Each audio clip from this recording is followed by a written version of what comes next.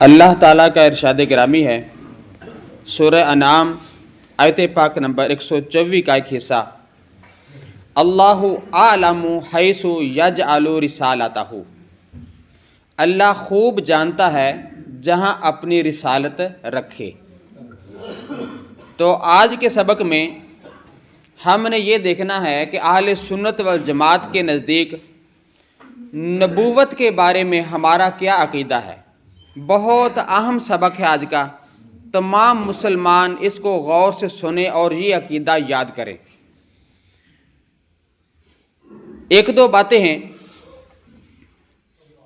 نبوت کسبی نہیں، یہ ہمارا عقیدہ ہے، نبوت کسبی نہیں کہ آدمی عبادت اور ریاضت کے ذریعے کوشش کر کے اسے حاصل کر سکے، ایسی بات نہیں ہے، بلکہ محض اللہ تعالیٰ کی عطا ہے کہ جسے چاہتا ہے اسے اپنے فضل سے نبوت عطا فرماتا ہے۔ ایسا ہے کہ نہیں؟ یہ ہمارا عقیدہ ہے۔ ہاں، دیتا اسی کو ہے جسے اس عظیم منصب کے قابل بناتا ہے۔ جو نبوت کا منصب ملنے سے پہلے ہر طرح کے برے اور مذموم اخلاق سے پاک اور اچھے اور قابل تعریف تمام اخلاق سے مزین ہو کر ولایت کے جملہ مدارج طے کر چکتا ہے اور اپنے نسب، جسم، قول و فعل، حرکات و سکنات میں ہر ایسی بات سے پاک و صاف ہوتا ہے جو باعث نفرت ہو۔ یہ نبی کی شانیں بیان کی جا رہی ہیں۔ اسے عقل کامل عطا کی جاتی ہے جو اوروں کی عقل سے بدرجہ ہاں زائد ہے۔ کسی حکیم، کسی فلسفی کی عقل اس کے لاکھویں حصے تک نہیں پہنچ سکتی، اور جو اسے کسبی مانے کہ آدمی اپنے کسب اور ریاضت سے منصب نبوت تک پہنچ سکتا ہے، کافر ہے۔ دوسری بات ہے، جو شخص نبی سے نبوت کا زوال مانے وہ بھی کافر ہے۔ یعنی زوال نبوت کو جو اللہ نے نبی بنا دیا وہ ہمیشہ کے لیے نبی ہے، یہ نہیں ہو سکتا کہ کبھی اس کی نبوت ختم بھی ہو جائے معاذ اللہ تعالیٰ۔ کوئی اس کے خلاف اگر یہ عقیدہ رکھے گا تو وہ کافر ہو جائے گا۔ جس کو نبی بنا دیا وہ مستقل طور پر نبی ہی رہتا ہے۔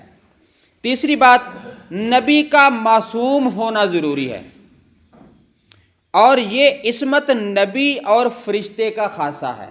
دو چیزیں ہیں، دو گروہ ہیں، کون کون سے؟ نبی اور فرشتے۔ عصمت ہونا یہ نبی اور فرشتے کا خاصہ ہے، ان کے سوا کوئی معصوم نہیں۔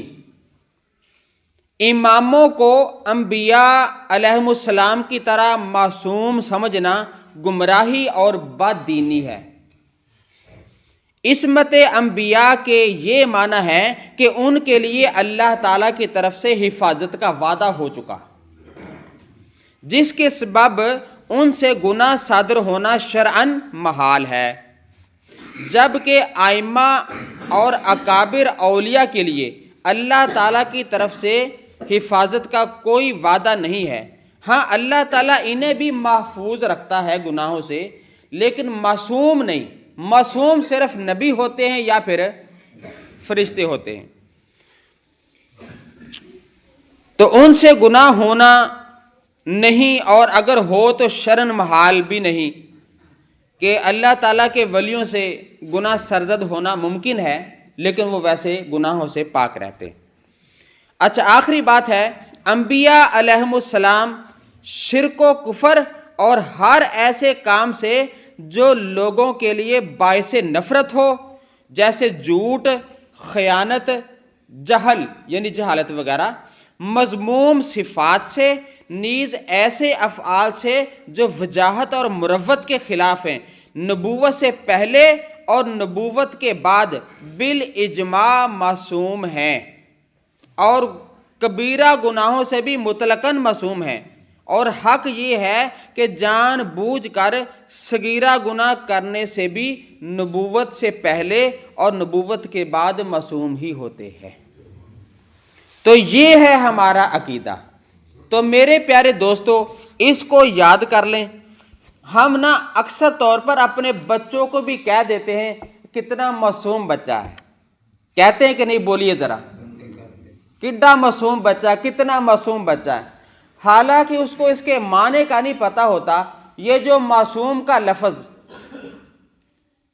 یہ صرف اللہ کے نبی پر بول سکتے ہیں یا کس پر بول سکتے ہیں؟ فرشتے پر بول سکتے ہیں. کسی بچے کو معصوم نہیں کہنا. ہاں اگر اس کا نام محمد معصوم رکھا ہوا ہے تو وہ الگ مسئلہ ہے. نام رکھنا یہ الگ مسئلہ ہے، لیکن کسی کو ہم معصوم کہہ نہیں سکتے.